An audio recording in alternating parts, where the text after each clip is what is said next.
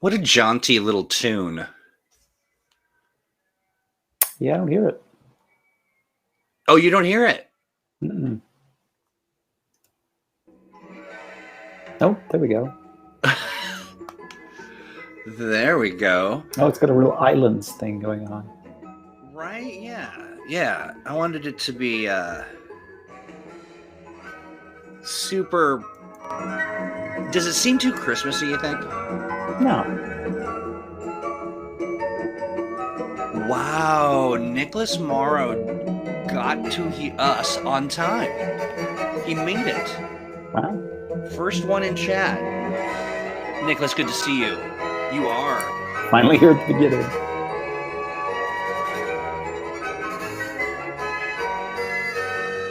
Nicholas, can you hear my jaunty tune?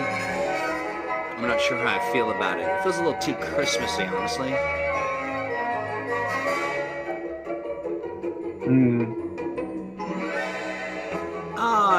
Rainbow Sky. Good to see you. It's been a minute, I would say. Right. Glad that you're around. AJ Real is here as well. We are just about ready to get started. We started a little early today. We like to keep things new and fresh. We like to confuse people. All right, Nicholas says he likes the tune, which is great. Because if you like that tune, then you are going to tolerate this one. Let me see. Let's see. 1 second, please. All right. The Freedom City Discord server is online. Sean Beer says, cool, early. Absolutely, Sean. I did it for you. DJ Troy, that's right. That is exactly right. Dropping those beats. I am usually we've got a little more patter, a little more sort of, have a little more fun. But it's just Steve and I today. And so, why be weird? Right? I mean, why be weird? Let's just have some fun. And Steve, I made this for you.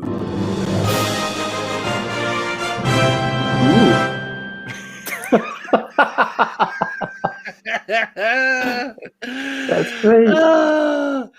That turned out good. It looks like there's some Right? maskings that you kind of, yeah. You have to give us like a thumbs up, like like, hey, it's me. Wrong thumb.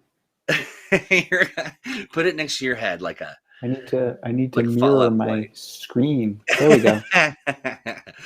I love it. And the fanfare, I enjoy that as well. But Who doesn't love a good fanfare? right, exactly. But I, just a little something I threw together because I'm a dork.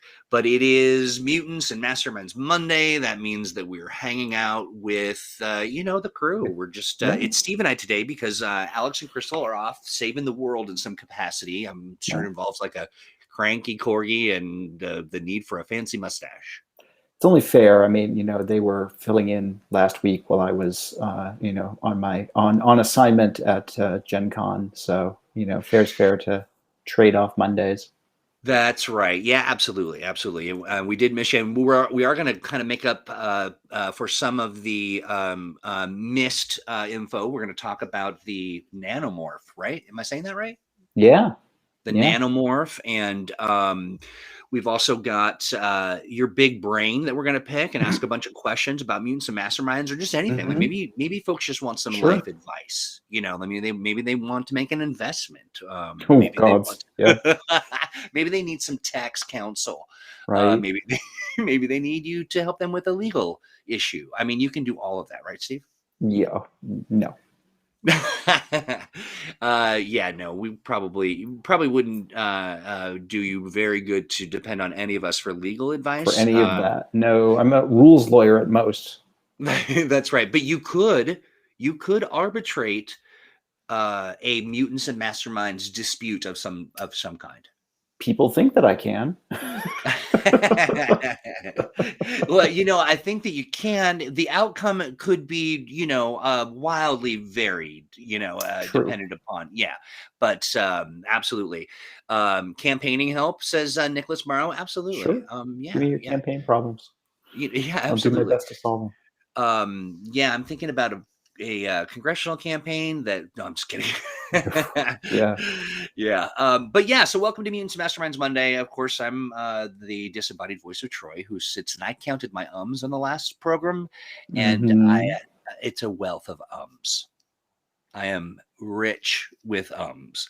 So I'm going to try not to on accident. We'll see. But yeah, accounts as well. So we'll see. We'll see how far I get with that. But yeah, why don't we talk about? Why don't we do this? Let's talk about where you were. Hmm. You went to Gen Con, and Yeah. was it a large crowd? I mean, I saw some pictures, I saw some video. Then it's just Well, sparse throughout other aspects of the program or the show. yeah, I mean, it's kind of relative. It was by far the largest crowd that I had been in anywhere in proximity to in the last year and a half, I didn't think of um, that, Steve. Yeah, that must to have be been sure. interesting.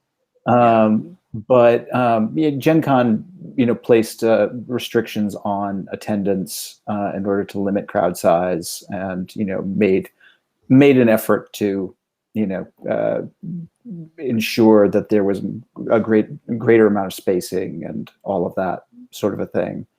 Um, but it was still pretty fair number of people, and although there was a lot more spacing in um, the exhibit hall, there was definitely a lot of folks walking around and coming by the booth to say hello and all of that. But I was really glad to say that the masking was really great. Everybody was following the rules and wearing a mask when they were in the convention center, and so that was good.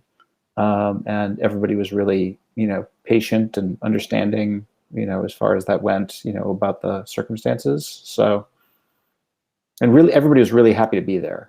I I was have to gonna say. say, I imagine that the the sort of calling to get irritated that you have to walk around with a mask, which happens to everybody. Everybody gets Sure. cranky about it. I mean, regardless of where you sit on the issue, we're clearly pro maskers, but Yep. but yeah, it looked like people were having a lot of fun. Yeah, that was the impression I got, and everybody, was very happy to see us, and happy to be there, and so it was good. Nice, nice. Robert says, happy that was glad to hear that it went well. Thank you for that. Yes, me too. Of course, MTG Duelist, which I showed a little bit earlier, said, "Hope you're feeling well, Steve," and same for all the crew. I am. Thank you. I'm glad you asked, Duelist, because I'm just not feeling real. No, I'm kidding. I'm feeling great. I just thought it'd be hilarious if I just started like sharing a really graphic kind of health issue, but then I kind of grossed myself out of the idea of it, and so I stopped. So one of the things that you did was kind of our pre Gen Con planning is Hmm. we designed some villains, some monsters, some Some creatures. creatures. Yep. Yeah, we did the creature feature last week, and we didn't really talk much about the nanomorph. Hmm. And so, why don't we roll on into some of that discussion? And I Sure. can show the character sheet if at least the stat block and Hmm. if that helps. Yep. Sure. So Great. the nanomorph is basically a shape shifting creature. It's a collection of nanomachines that can reshape itself into different forms. It's probably a leftover of the Preserver's technology in Starhaven. And whether or not it was originally intended to change its shape in the way that it does is kind of up for grabs. Everything on Starhaven has been abandoned for thousands upon thousands of years, so it's quite possible that the nanomorph is something that has sort of evolved in some technological fashion from what it was originally intended to do to what it does now. Um, but it's basically sort of a you know technological superhero equivalent of a D&D mimic. Mm, It's the sort of thing that could look like a control console or a chair or a door or a piece of debris or something else. And nanomorphs are pretty dangerous in that they use their mimicry and shape changing abilities to try and essentially clear unwanted biological things out of the preserver ruins. So Oh, yeah, Apuk, there is definitely sort of a Shogoth quality to nanomorphs. They're much smaller.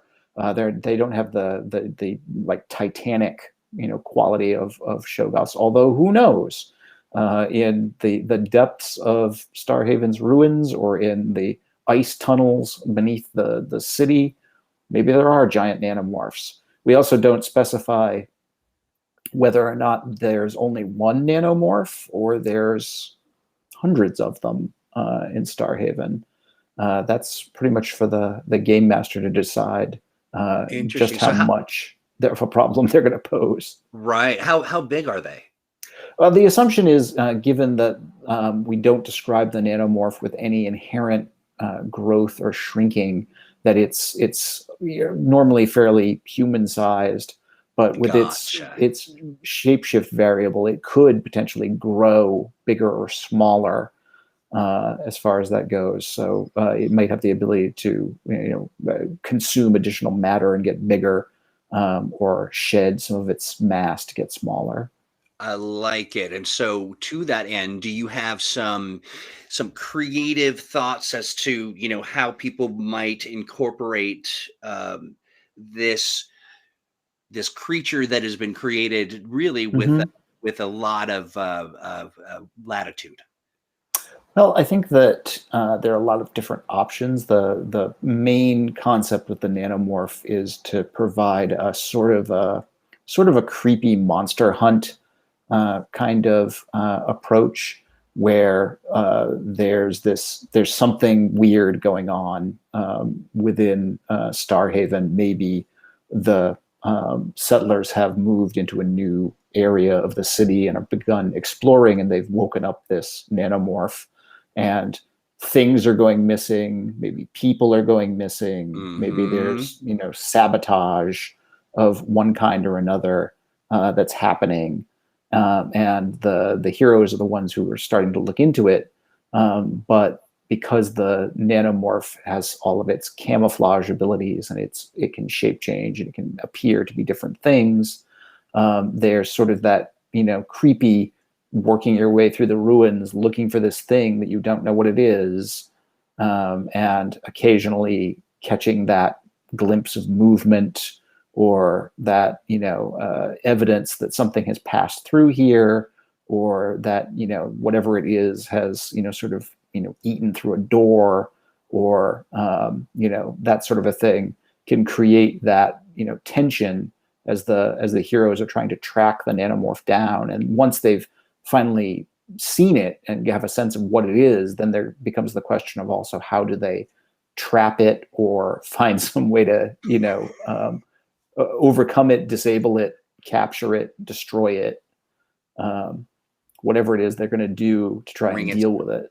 wring that gravy out of it, maybe. Right. Yeah, yeah. Awesome. That's great. And already, Steve, we've got some questions from chat, and so I'm going to dive in to those. Mm-hmm.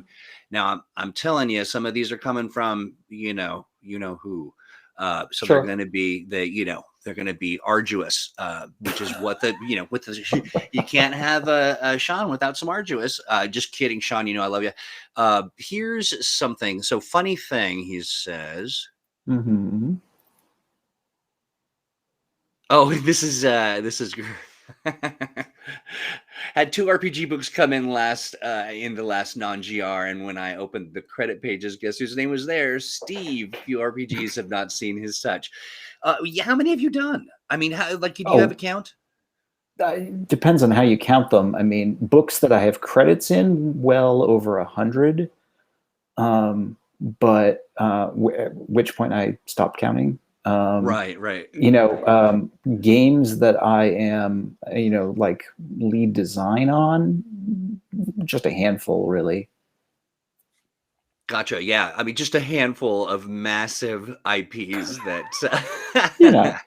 just a smidge, one or twosies, fivesies, sixties.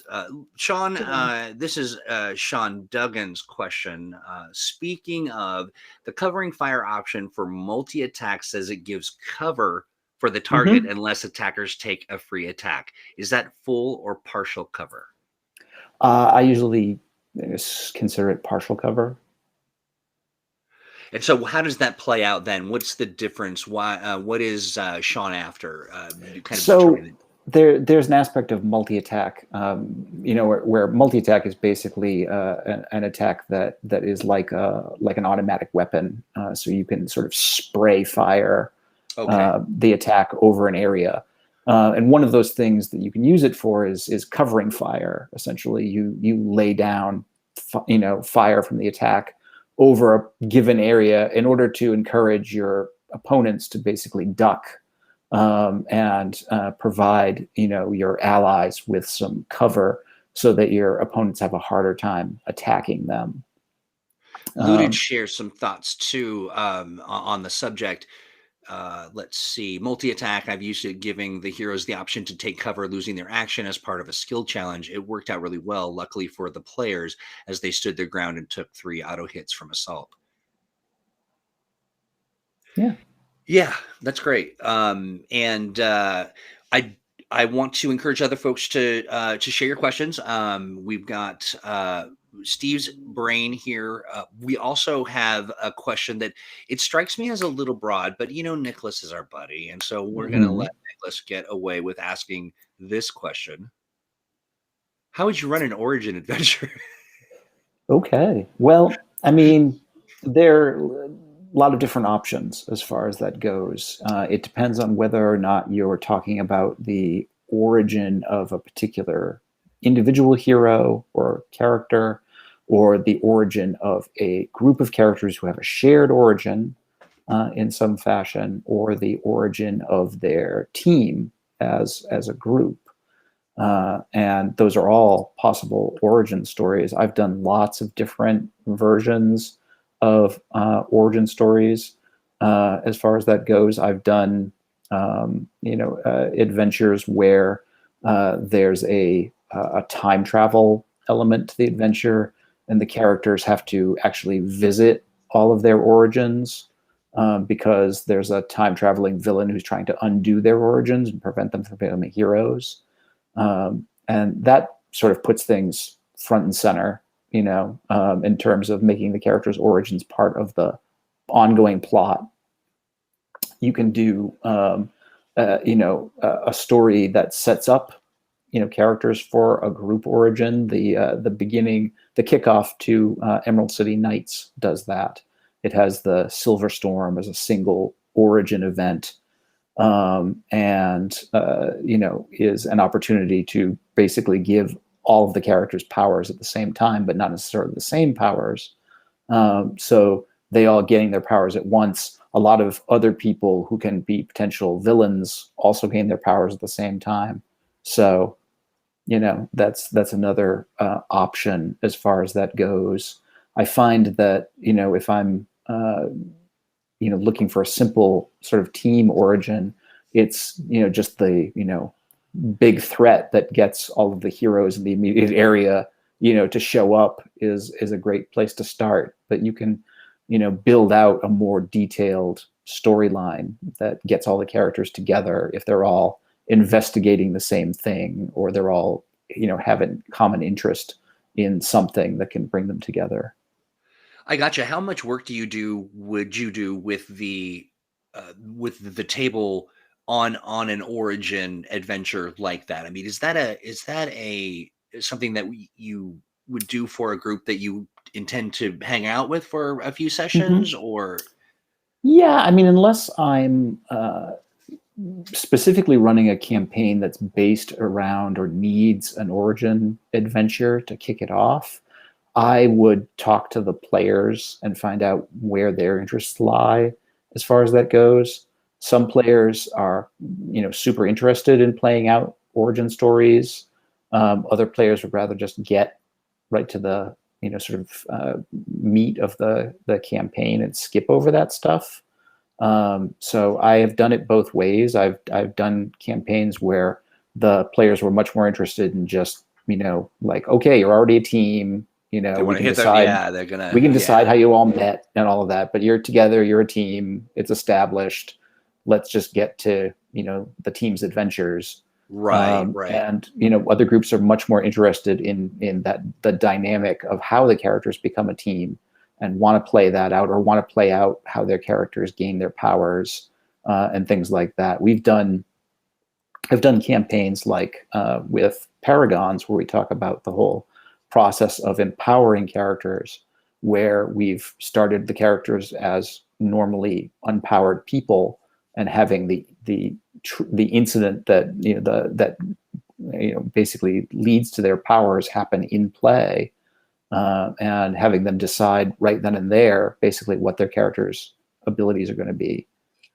That makes sense. At what point, or do you ever create those kinds of sort of connective opportunities simply as a group building, or the team that's playing the team kind of Mm-hmm. activity? Are there smaller versions of that? I mean, origin stories can be pretty overwrought, and Mm-hmm. and everybody, in an origin story, like if it's an individual thing, everyone's got to have a moment to kind of do their thing, and that might be just a little impossible, just given time and temperament. Yeah. It can be. It depends on how good your player group is with that. Especially with the notion of sharing the spotlight. But it can't, especially if you're going to be like going around the table and focusing on each character's origin story in turn. That can take up a lot of game time, and it can be something that the players may not be all that interested in. It really depends on where the group is, as far as that. I've played with players who will be super into that idea and are like great with the idea of being cast as other characters and the other characters' origin stories, as far as that goes. And they'll play other roles, in that scene to play out that character's origin. And other players, Gotcha. like I said, just want to skip that stuff They just want to dive into the good. Yeah, right. right. Hit the ground running. Let's see. Sean Fiera shares watched the new Foundation series. Mm. Reminded me of old concept, an alien race with the math-based precog powers, but Earth's heroes are somewhat uncalculable. Precog powers with some prep limitations. Interesting. I like that. Yeah, That's pretty a much.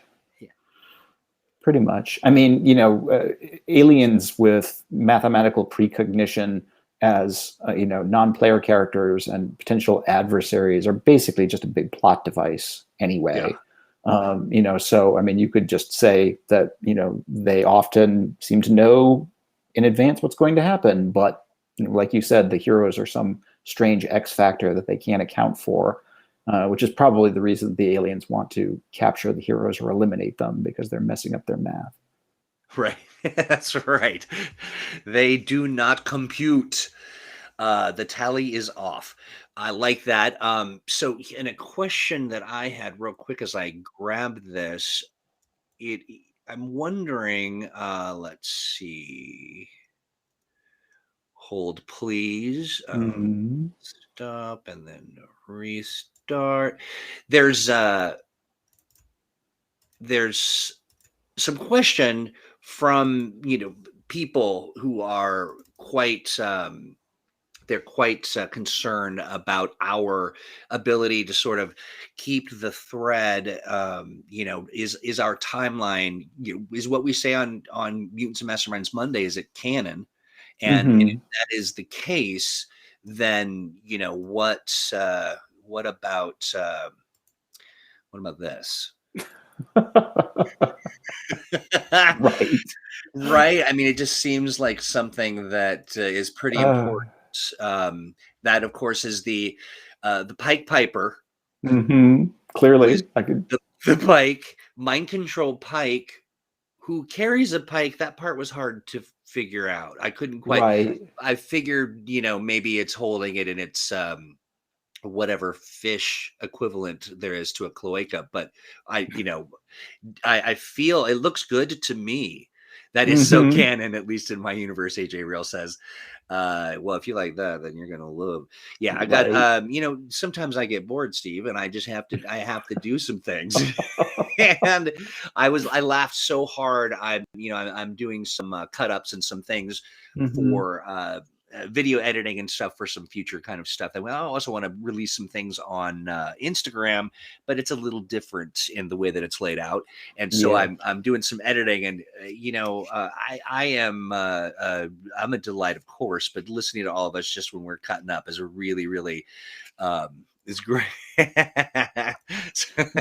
Yeah, I would encourage folks to take everything that we say on M&M Mondays with a grain of salt as far as Yeah, I continuity don't. goes. AJ Real says, "Oh yeah, continuity for sure. We have but that is so canon. So Yeah. yeah, I like it. Let's see. Interesting. Okay, so the Paragon book. Hmm. Oh, I see. I see. I see. What is its That's relationship with the paranormal book? that's an interesting question. I'm not quite clear on that. We'll have to go digging through Steve's hundreds and hundreds of things that he's written for Yeah, tabletop role play games. But we'll check that out and see but what that is all about. But go ahead, Steve. Paragons is a second edition Mutants and Masterminds source book, setting book. Yeah, gotcha.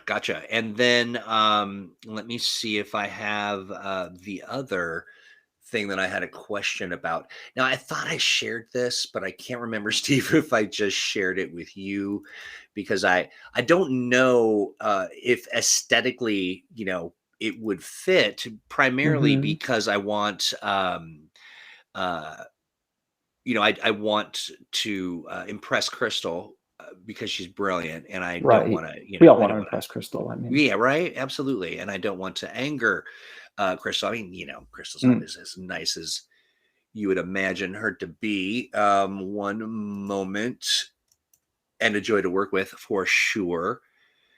Well, I'm really But glad to hear that you got a lot of use out of the Paragons book, AJ.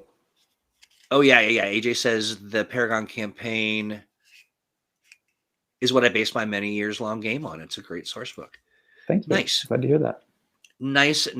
Let's see. As I'm looking for this, the thing is, every time I pull this up, this piece of art, I short out a little bit, honestly, primarily because it's just so compelling. Hmm.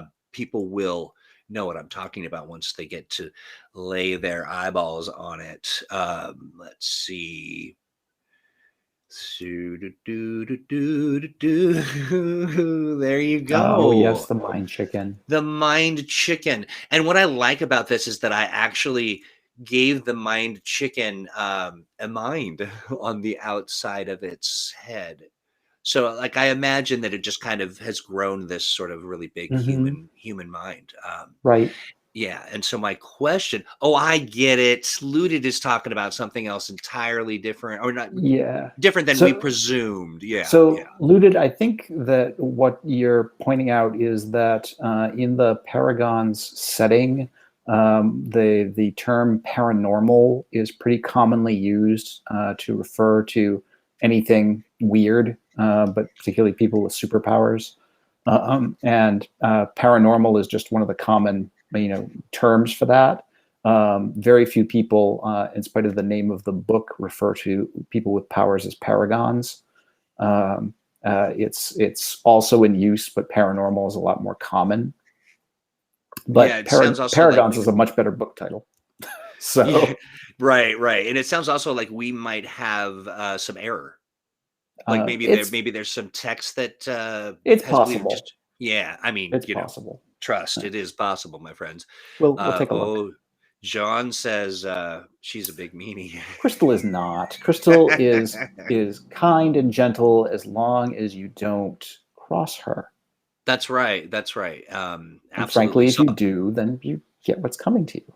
yeah, but you get lots of fair warning. You know what I mean? Like you don't.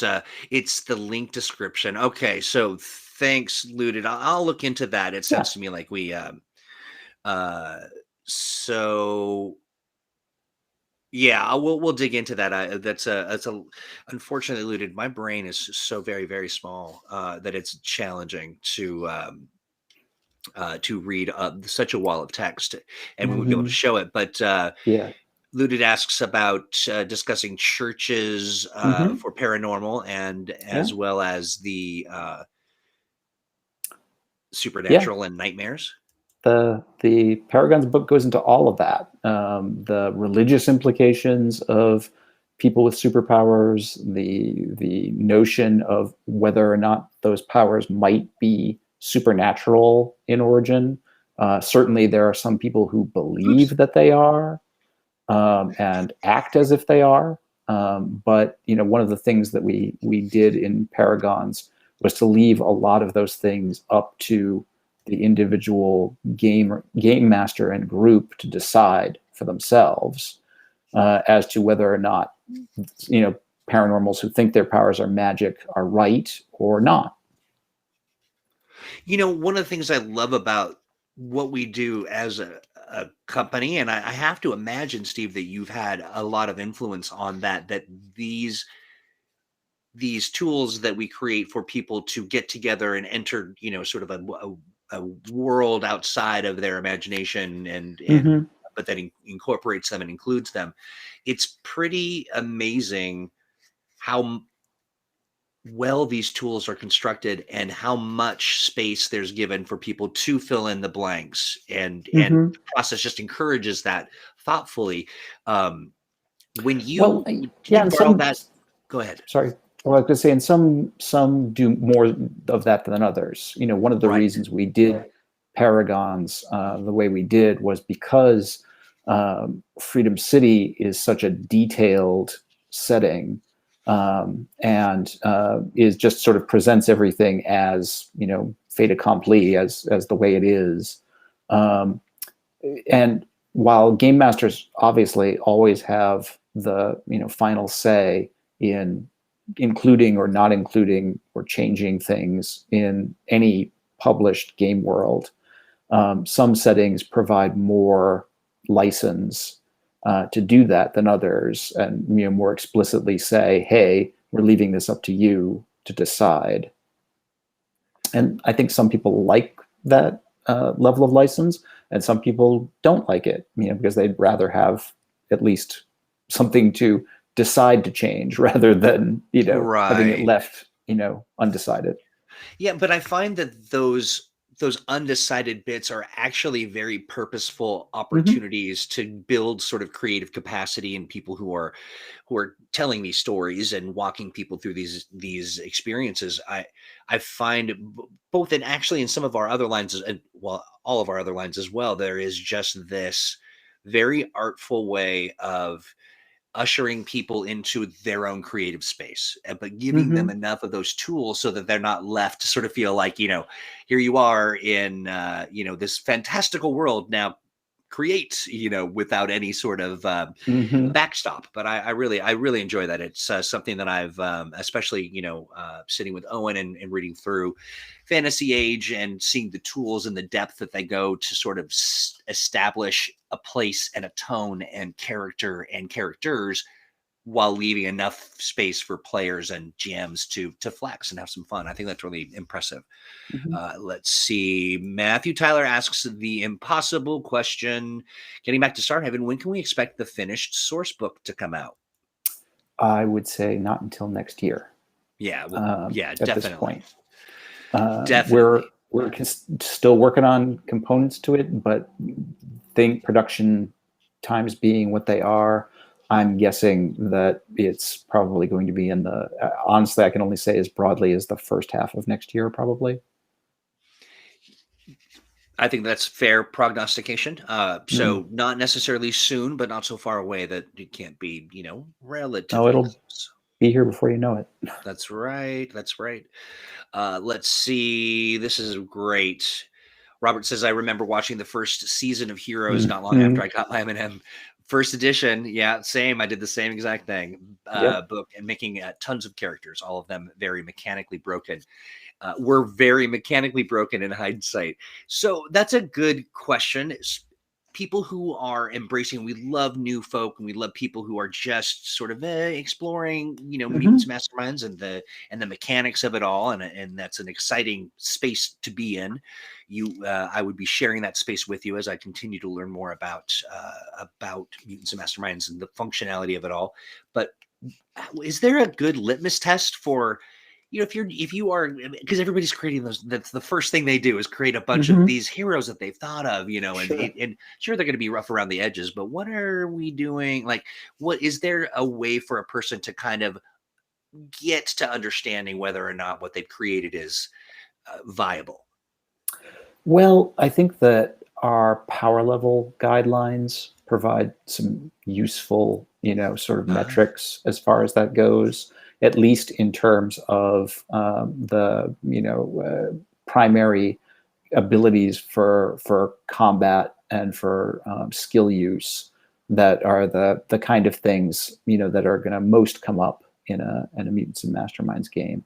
It's all but impossible to sort of mathematically calculate the value of every ability a superhero character can have, especially in the context of where they're going to use it. But the power level guidelines provide a pretty good metric as far as that goes for any given campaign. If your character is around those values, chances are they're going to be a decent challenge for other characters of that power level. Gotcha. And you know, you I was going to ask, beyond the math, beyond the, mhm, there, I would imagine, just given how customizable that yep. people can find themselves with sort of I remember one of the first heroes that I created was a hero that was uh was a tank, but only Hmm. could be a tank if they got hit, and like a kinetic kind of like almost like a Hmm. sunspot, or Right. that kind of a, but it was such an odd way of like, I'm weak coming into a fight. Hey, you punch me in my face. Like, it Hmm. was just, Yeah. it created sort of this very interesting, not necessarily broken, but had I to do it over again, I would have done it very differently. But uh, do you have any advice or thoughts on when people are crafting those, to think beyond, as well as making sure that your power levels, and you are Hmm. creating a character with some uh, with something that's fun? What are some other Hmm. considerations?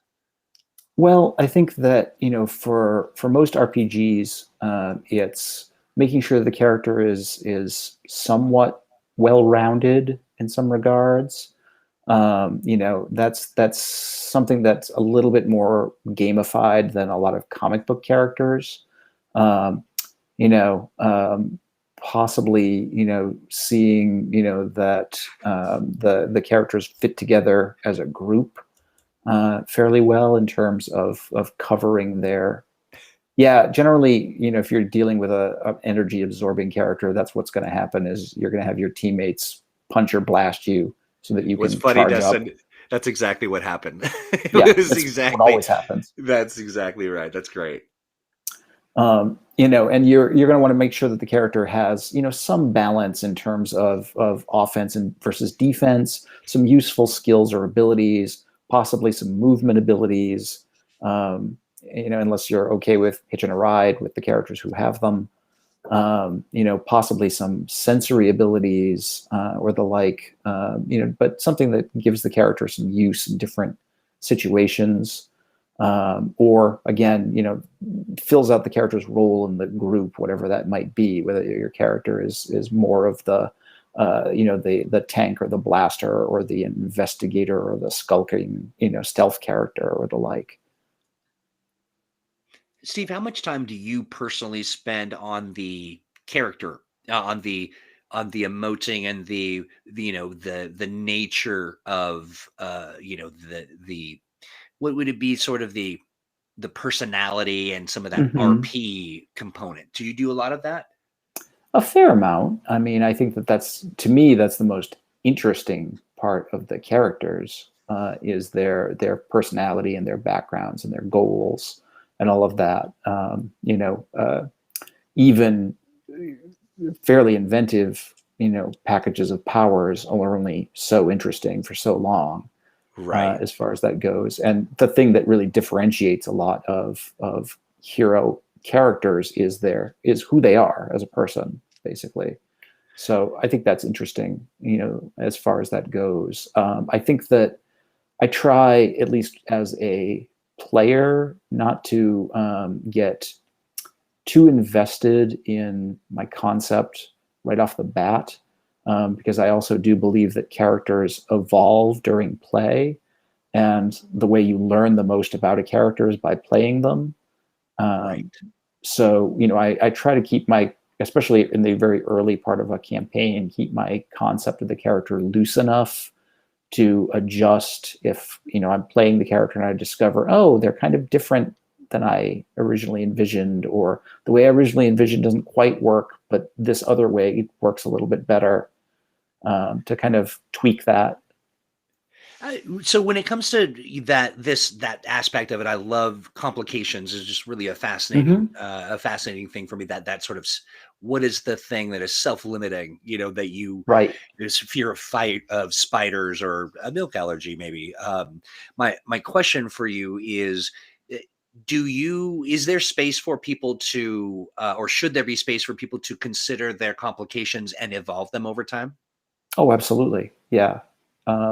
I mean, we keep it very loose in terms of the rules about how you apply complications to characters. There really isn't, there's no point value to them, in character building terms. And so there's a lot of flexibility in terms of players and game masters collaborating to say, hey, this complication doesn't really apply very well to the character anymore, or you've resolved the plot, around this complication. Right.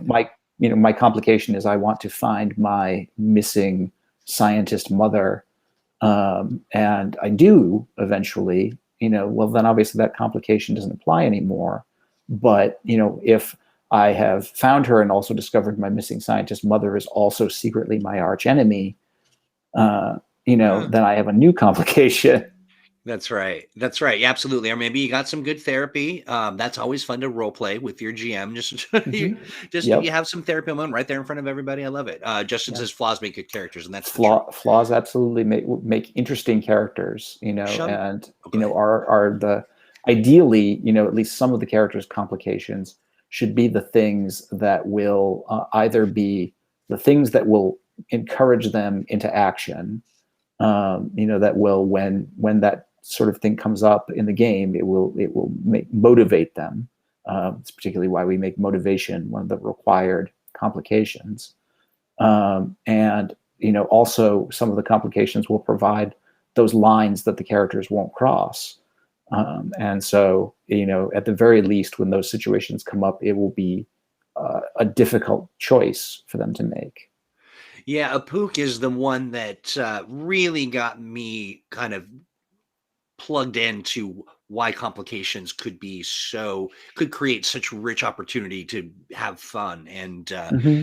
and yeah, I really enjoyed that. So I feel like I was taught by a master.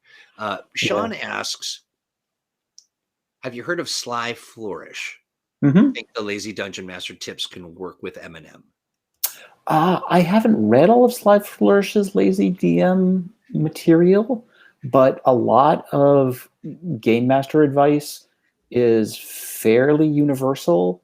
Some of it is specific to the way a particular game runs, but I mean, any game that is built around the notion of the game master as sort of, ringleader of the circus, and responsible for managing the flow of gameplay.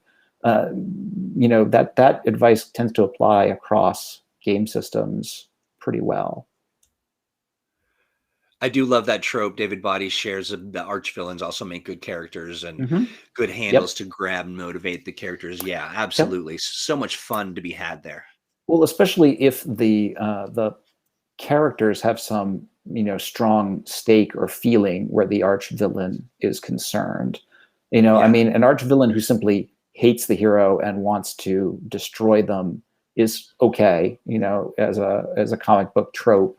More of a But pest, really. right, exactly. But like I said, the example I mentioned earlier, the arch villain who turns out to be your missing parent, for example, or has some other really personal connection to you, is compelling in a very different way. Absolutely. And the arch villain that sees you as the arch villain is a Hmm. really interesting space to kind of play Yes. and kind of test the edges of character building and yeah, I mean Yeah. that's Yeah. a whole set of complications in itself. The really interesting villains rarely see themselves as villains. That's right. Absolutely. Yeah, absolutely.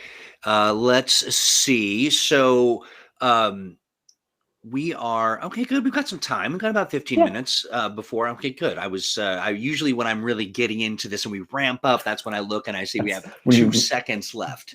hmm But yeah. So keep asking your questions, friends. We are uh, looking forward to those as well. But I did want to provide a real quick update for our Mm. friends over on the Patreon because Steve, we run a Patreon. Yes, I've heard that. Yes, and you have created some great stuff for that Patreon. We've got a whole new set of villains. This round, we're not going to be voting on those villains. It's just a sack of baddies that we're Just a going to rollout. start to share. Yeah, we're going to roll them out twice a week, and so that means you're going to get. I mean, we've been trying to do that for some time now, but we also have got some really awesome Sirenscape Mm. benefits that are on the way. And boy, the more I play around with Sirenscape, the more I really it's pretty amazing. And I'd love Hmm. to hear how some folks. If you enjoyed Sirenscape and how you've used it, I'm still flabbergasted. I was like, Steve, there's Starhaven. It's right. It's Starhaven. And you're like, yeah, we did that. And then not only Yeah. that, but you all were like, like participants in doing Hmm. VO work, which is hilarious. I couldn't remember though, Steve, what it was that you participated. Right? You were a I kobold. did. I spent an afternoon at Gen Con several years ago with Sirenscape, actually getting just random passersby to do sound effects and VO work So um, fun. for some of the Eminem tracks. Yeah, it's good stuff, and it's truly my new sort of I'm doggedly determined to get it hooked up so that we can listen to some of that stuff now. And plus, I just I like to think be that's able some to great stuff. play. So Yeah, it's really, really good stuff. Plus, Crystal's on there yelling at people and trying to sell her wares as the crazy shopkeep. Let's hmm see. Robert has a question about combining a Netherwar into a single book, even hmm just as a PDF. we have talked about that as we've got more and more astonishing adventures. There's been some discussion about doing a print collection of adventures at some point next year. And obviously, Netherwar is a really good candidate for that. Netherwar alone would make a pretty modest sized book. So it's definitely something on our radar. Gotcha. Yeah, and I did realize. Hey, Jonesy, I want to say thank you, my friend, for being Link Wizard on today's in today's chat, which I do appreciate. And for folks who want to check out the Patreon, you want to go to patreon.com/mutants and masterminds. Great group, lots of stuff coming. We're really excited about it. And let's see. I always love this is funny. Whoops, wrong one. Sack of baddies for Halloween, says David Body. Right. Yeah, let's see. We'll see if we can. That would be kind of fun if came in a real sack and it was just like here's. Right. That would be great. Let's see. Matthew Tyler asks, follow as a companion to the Starhaven sourcebook, are there any plans to revisit the as yet unfinished Hero's Journey Event Horizon adventure arc? Not to my knowledge, Matthew. That's a decision that Crystal would make as far as that goes, but I'm not aware of any. Let's see. Justin Tallman friend of mine. Good to see you here, my friend. I always love as a DM having goof items that become central to your to your world building. Yeah, yeah, your wild world building for sure. Hmm. I do love that. So, Steve, do you tend to err when you're running games? Do you tend to err on the side of more humorous and light? Uh, with emotional aspects? Is it a Hmm. blend? Is it what is where are you? I'm just curious about you, just Hmm. in that regard. It tends to be a mix of things. It depends on the kind of game I'm running, honestly. Yeah. Whether or not it's intended to be more sort of heavy and grim or more lighthearted. I find that just by the nature of tabletop gaming, that funny things will happen anyway. So Yeah. usually Right. you don't have to look too hard for something funny to happen. Right, right. And my question too is there a difference between sort of depth and playing characters with depth and still can still be funny? I mean, it can still Oh yeah. be, yeah, yeah. I find that sometimes people replace depth with emotional baggage. You know what I mean? Like, Yeah, yeah, I agree with that. And sometimes that can get kind of tiresome.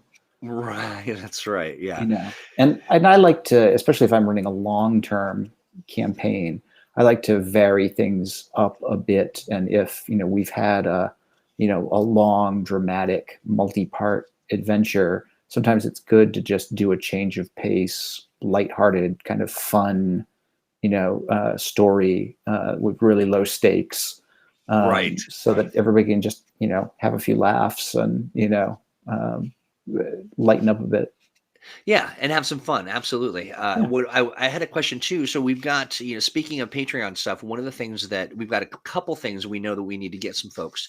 But one of those, yeah, Justin Tolman says, "What emotionally stable characters?" Yes, I know, right? Blasphemy Well, indeed.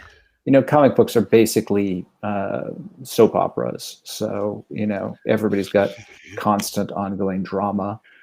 It was so funny when you said that. You said it on a stream in the past, and I thought, "What? No, what? Oh no, yes, No, that they is absolutely exactly." are. They Yeah, absolutely are. they're just the only difference is I think the amount of spandex going on, Hmm. in the Pretty overall much. storytelling.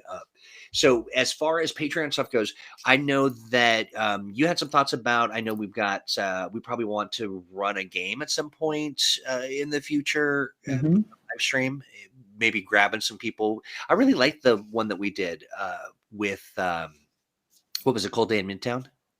Oh yeah. Hmm. Yeah, that was super That was a fun. good time. Yeah, and then we got some dev chats and stuff. But one of the things that is interesting, and it got me thinking Patreon, just because it's sort of like behind that paywall, and not expensive paywall, honestly, but it's behind Hmm. that place. But I'm wondering, from your vantage point, we get a lot of questions about the books and the things that people are excited about seeing, and the permutations of the lore and opportunities to sort of roll Hmm. around in extra tools and storytelling support.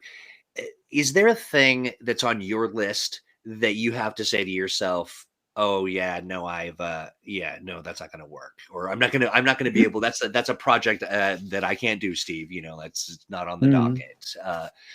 Is there something that is kind of hanging around? Like I don't know. I mean, an Elizabethan, superhero adventure, or I mean, like, is there something like that rolling around, or do you get to just kind of run with it? Pretty much. I mean, generally speaking, I mean, like every writer or designer, I have notebooks and note files full of like random ideas that I may or may not ever do anything with. Right. That are just things I write down so I don't forget them. And periodically I will go back through those sorts of things, and weed out things that I think are potentially interesting, and say, Right. hey, this might be worth actually developing into something. Um, so there's always that process going on, but I'm pretty fortunate in that, I've gotten to design and develop a lot of the things that I've wanted to. I love it. Yeah, that is fantastic.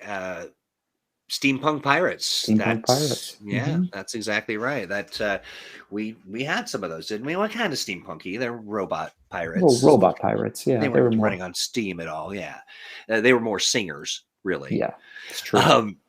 And look at this. Now it is two. I mean, I don't know what happens. Like we just leap through time. We are both traveling. We are time travelers, but only forward. And we tend to speed up when we do Mutants Masterminds Monday. It's In true. the last few minutes here, Steve, is there anything that you want to share? Anything that we should pay attention to? Anything we should look forward to? Where can we find you on Twitter? All that good stuff. Mm-hmm. Folks can find me on Twitter at Kenson, Kenson. And it's probably the social media I'm most active on.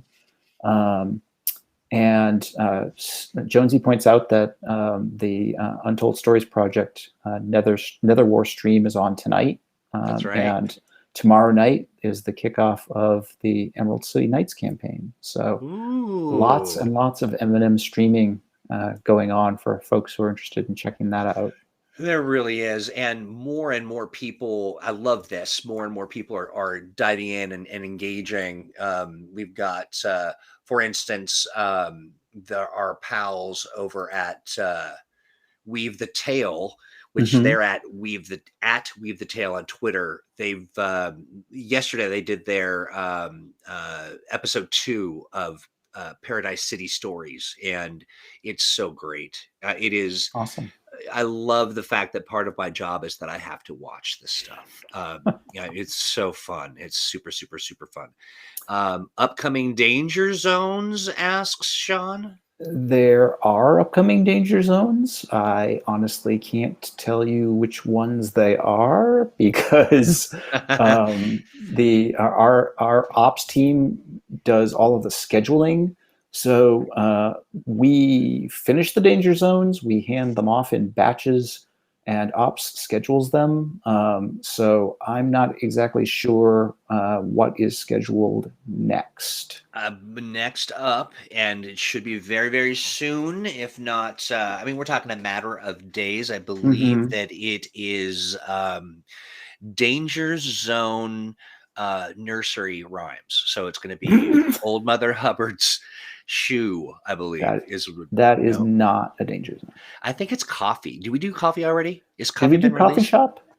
I thought we released Coffee Shop, but I could be wrong. I feel like we did, but I will say this, Steve, because of the way that I don't know if surely this was by design, but the way that the danger zones pair so nicely with the Astonishing Adventures. I know, right? It's brilliant. It's just brilliant. And so I do want to share with some folks that you will find that we will be doing some VTT releases, and with the help of Ol Apook, I like to call him Ol Apook. He's helping with VTT stuff on the M&M side of things.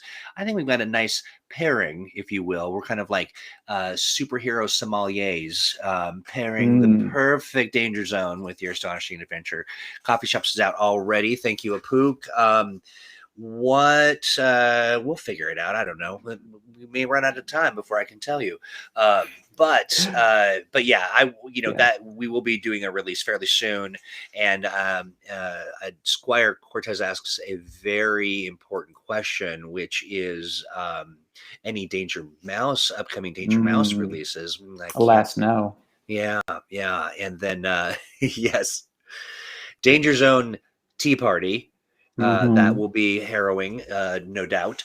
But yeah, so we've got a lot of stuff cooking. I really have I have so much gratitude for our community and the support and your engagement, and we really value that. Hanging out on Mondays is always a blast. It is just a really, really good time, and glad that everybody had some time to kind of have some one-on-one answers with for Steve. And if you've got others, or you want to, or you were inspired, and or you were watching this at a later time, maybe maybe as a video on demand on our YouTube that you've already subscribed to and that you've liked, and you've given all the thumbs and all the things to us, as well as this. If you're on Facebook right now, would you do me a favor and just pause and go and click on click like for this video? We end up with like the highest engagement, and then 3 people like it.